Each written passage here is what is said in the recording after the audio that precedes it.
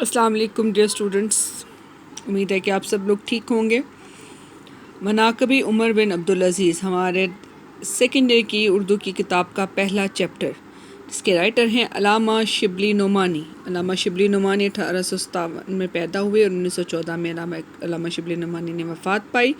علامہ شبلی نعمانی کی شہرت کا اصل سبب سیرت النبی ہے۔ اس کے علاوہ بھی انہوں نے دا رائل ہیروز آف اسلام کے سلسلے کو بہت اچھے طریقے سے کیپچر کیا اپنی کتابوں میں۔ انہوں نے حضرت عمر فاروق کے ساتھ ساتھ انہوں نے ہمارے جتنے بھی رائل ہیروز گزرے ہیں ان سب کی زندگی کی سوانح تحریر کی۔ آج جو ہم چیپٹر پڑھنے جا رہے ہیں وہ مناقب عمر بن عبدالعزیز ہے، جو انہوں نے عمر بن عبدالعزیز جو بنو امیہ کے خلیفہ گزرے ہیں ان کی زندگی کے حوالے سے چیپٹر تحریر کیا ہے۔ چیپٹر کی ریڈنگ امید ہے آپ سب کو میں پہلے اسائن کر چکی تھی، آپ سب لوگ کر چکے ہوں گے، تو ہم اس چیپٹر کو دیکھتے ہیں۔ سب سے پہلے علامہ ابن جوزی جو مشہور محدث گزرے ہیں، محدث کہتے ہیں حدیث کا علم جاننے والے کو، انہوں نے حضرت عمر فاروق اور حضرت عمر بن عبدالعزیز کے حالات زندگی کے بارے میں کتاب لکھی، جس کا نام انہوں نے سیرت العمرین رکھا۔ یہ کتاب علامہ ابن جوزی نے لکھی اور شبلی کہتے ہیں کہ یہ کتاب انہوں نے مصر میں کتب خانہ خدیویہ میں دیکھی۔ جب وہ الفاروق حضرت عمر فاروق کی زندگی کے حوالے سے لکھ رہے تھے تو انہوں نے اس کتاب میں سے بہت ساری معلومات لیں، اور اس کے علاوہ انہوں نے پھر کمپیریزن کیا ہے کہ حضرت عمر بن عبدالعزیز کی زندگی اور حضرت عمر فاروق کی زندگی میں بہت ساری چیزیں ایک دوسرے سے ملتی جلتی تھیں۔ حضرت عمر بن عبدالعزیز مذہب کی مجسم تصویر تھے، مکمل طور پر مذہب کے اصول ضوابط ان کی زندگی سے جھلکتے تھے، اسی وجہ سے ان کو عمر ثانی کا لقب بھی دیا گیا، یعنی کہ دوسرا عمر۔ اور اس کے بعد پھر اس میں انہوں نے بہت سارے ہمارے پاس مثالیں دی ہیں۔ پہلے پیراگراف میں تو انہوں نے تعارف کرا دیا، اگلے پیراگراف میں انہوں نے بتایا کہ جب عمر بن عبدالعزیز مسند خلافت پر مطمئن ہوئے تو ایک عیسائی جو حمص کا رہنے والا تھا وہ دربار میں آیا اور اس نے آ کر شکایت کی خلیفہ ولید بن عبد الملک کے بیٹے عباس کے خلاف کہ اس نے میری زمین پر قبضہ کر رکھا ہے۔ تو عمر بن عبدالعزیز نے ان دونوں کو بلایا اور انہوں نے کہا کہ عیسائی سے پوچھا کہ تم کیا چاہتے ہو؟ اس نے کہا میرے پاس سند موجود ہے۔ تو انہوں نے کہا کہ کیا چاہتے ہو؟ اس نے کہا میں قرآن کریم کے مطابق فیصلہ چاہتا ہوں۔ تو انہوں نے ان سے کہا کہ بتاؤ تم کیا چاہتے ہو؟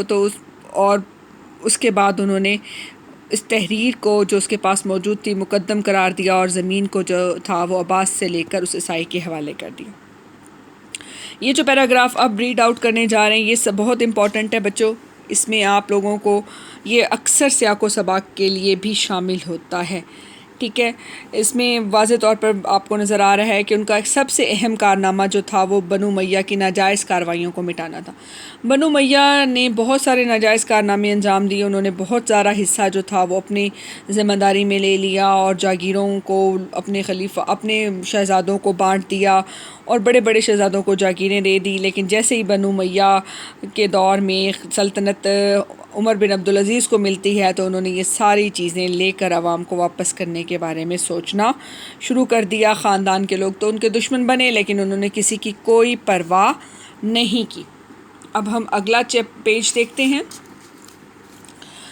جب انہوں نے شروع میں یہ خاندان والوں سے بات منوانے کی کوشش کی تو ان کی پھپھی کو ان کے پاس بھیجا گیا اور کہا گیا کہ آپ جا کر ان کو سمجھائیں، لیکن انہوں نے ان کی بات ماننے سے انکار کر دیا۔ ان کے اپنے قبضے میں جو زمینیں تھیں انہوں نے وہ بھی واپس کر دیں اور بنو امیہ کی طرف سے جو بھی غیر ضروری امارات ان کو حاصل تھی انہوں نے وہ سب واپس کر دیں۔ اور بنو امیہ کے دور کی جو سب سے بڑی بری بات تھی وہ یہ تھی کہ انہوں نے اپنے خاندان کے لوگوں کو نواز رکھا تھا، اور انہوں نے عمر بن عبدالعزیز نے 2 بڑے بڑے مذہبی رہنما بلائے اور ان سے پوچھا کہ آپ کیا کہتے ہیں؟ تو انہوں نے کہا کہ آپ کے صاحبزادے کا حق ہے، وراثت کا تو مالک وہ ہے۔ تو انہوں نے اپنے صاحبزادے عبد الملک کو بلا بھیجا، اس سے پوچھا تو تمہاری کیا رائے ہے؟ تو انہوں نے بھی کہا کہ آپ یہ زمینیں واپس کر دیں۔ عمر بن عبدالعزیز نے اپنے غلام سے جس کا نام مزاحم تھا اس سے بھی پوچھا تو انہوں نے کہا کہ اس نے بھی لوگوں نے جو زمینیں ہم کو دی ہیں نہ ہم لینے کے مجاز سے نہ وہ دینے کے مجاز سے، تمہاری کیا رائے ہے؟ مزاحم نے کہا کہ آپ کو تو معلوم ہے کہ آپ کے بال بچے کتنے ہیں، ان کا گھر کیوں کر ہوگا؟ تو عمر بن عبدالعزیز کے آنسو نکل آئے، انہوں نے کہا کہ خدا مالک ہے، یہ کہہ کر گھر چلے گئے اور انہوں نے وہاں جا کر تمام جاگیر کی جو چیزیں تھیں، جو جائیداد کے ان کے پاس کاغذ تھے، انہوں نے وہ تمام چیزیں نکال کر باہر رکھ دیں۔ آپ کا بیٹا آپ سے ملنا چاہتا تھا تو ملازم نے کہا کہ آرام کر لینے دیں، تو عبدالملک نے کہا نہیں، جا کر کہو، اور عمر بن عبدالعزیز نے فوراً ان کو اندر بلایا، اور پھر عمر بن عبدالعزیز نے منبر پر جا کر اس بات کا اعلان کر دیا کہ جو زمینیں میرے پاس ہیں، نہ میں لینے کا حقدار تھا نہ دینے کا، اور تمام جائیداد کی جو تھی انہوں نے ان کو کتر کتر کر پھینک دیا۔ عمر بن عبدالعزیز نے اپنے تمام خاندان والوں میں ابن سلیمان سے بہت محبت تھی، ان سے بھی زمین واپس لے لی، اور یہ والا جو پیراگراف آ رہا ہے دفتر اعمال میں، سب سے بری بات نکتہ چینی کرتے تھے، یہاں تک جو پیراگراف ہے یہ بھی امپورٹنٹ ہے، یہ سیاق و سباق کے لیے پیپر میں آتا ہے۔ بنو امیہ نے جہاں زمینوں والا کام کیا، اس کے ساتھ ساتھ ایک بہت بڑا کام یہ بھی کیا کہ انہوں نے آزادی اور حق گوئی کو پامال کر دیا۔ کوئی بھی شخص ان کے خلاف بولتا تو اس کو فوراً گرفتار کر دیا جاتا۔ عمر بن عبدالعزیز نے اس بات کو بھی توڑا، انہوں نے اپنی عدالت میں 2 راست باز اور متعدین قسم کے لوگ مقرر کیے جو کسی بھی غلط بات پر ان کی نکتہ چینی کرتے تھے۔ اور اس کے علاوہ یہاں ایک اور واقعہ نقل کیا گیا ہے جس میں ایک عیسائی فریق مقدمہ تھا، اور ساتھ میں جو اس کے مقابل تھے وہ بنو امیہ کے بہت بڑے شخص تھے، تو عمر بن عبدالعزیز نے دونوں کو برابر سلوک کیا۔ عیسائیوں کے ہاں عمر بن عبدالعزیز مہمان ہوتے تو کھانے کی قیمت دیتے تھے، انہوں نے اپنے لیے جو زمین پسند کی اس کی بھی قیمت ادا کی۔ ان کی سلطنت کا اصول حضرت عمر فاروق کی طرح مساوات اور جمہوریت تھا، وہ تمام لوگوں سے یکساں سلوک کرتے تھے، ملک کے امور میں بھی معاشرت میں بھی تمام لوگوں کے ساتھ برابری کا سلوک رکھتے تھے، عام مسلمانوں کی طرح لنگر خانے سے کھا لیا کرتے تھے۔ یہ تمام باتیں اس چیپٹر میں ہمیں نظر آ رہی ہیں۔ اور ایک دفعہ رات کے وقت مسجد میں گئی، یہ واقعہ بہت خوبصورت ہے، تو ایک شخص سویا ہوا تھا، آپ اسے ٹکرائے تو اس نے کہا اندھا ہے، تو آپ کے ساتھ جو فوجی تھے انہوں نے اس کو سزا دینی چاہیے، تو حضرت عمر بن عبدالعزیز نے کہا کہ نہیں، اس نے صحیح کہا ہے، میں اس کو نہیں دیکھا تو اس نے میرے ساتھ یہ کیا۔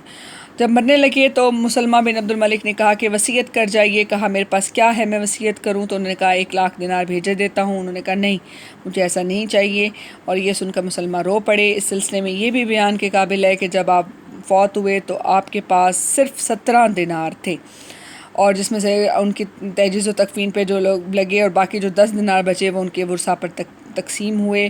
یوں عمر بن عبدالعزیز نے خلافت اور سلطنت کا جو صحیح اصول اسلام پر قائم تھا اس کو قائم و دائم رکھا۔ اس چیپٹر کا ماخذ مقالات شبلی جلد 4 سے لیا گیا ہے۔ یہ مختصر سوالات ہیں جن کا چند سطروں میں جواب دینا ہے کہ ان کو عمر ثانی کا لقب کیوں دیا گیا، ان کے کارنامہ نہایت قابل اور سلطنت نے بنو امیہ کی ناجائز کارروائیوں کو مٹانا تھا، لوگ ان کو نہایت بے باکی ان کے اقوال و افعال پر نکتہ چینی کرتے تھے۔ یہ سارے جملے جو ہیں نا سبق سے لیے گئے ہیں، آپ نے ان کی وضاحت کرنی ہے، جملوں میں استعمال کرنے کو چھوڑ دیں۔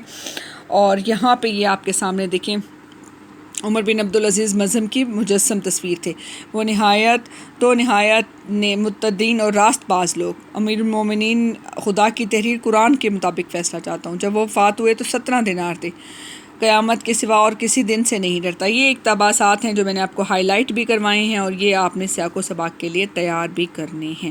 یوں ہم اپنا پہلا چیپٹر دیکھ چکے ہیں بیٹا۔ اس کے ساتھ ساتھ آپ نے اس میں سے جو چھوٹے چھوٹے سوال، مرتے وقت انہوں نے کتنے دینار چھوڑے، 17 دینار چھوڑے، کس نے 1,00,000 دینار بھیجنے کی بات کی، مسلمہ بن عبدالملک نے، اور ایسے ہی پیچھے چیپٹر میں آپ کو بہت سارے سوال نظر آتے ہیں، جیسے علامہ ابن جوزی کون تھے، مشہور محدث تھے، ان کی کتاب کا نام کیا تھا، سیرت العمرین، کتاب کہاں دیکھی، مصر کے کتب خانہ خدیویہ میں۔ اس طرح کے جو شارٹ کوشچنس ہیں یہ شارٹ کوشچنس میں آتے ہیں، آپ نے ان کو بھی بہت اچھے سے تیار کرنا ہے۔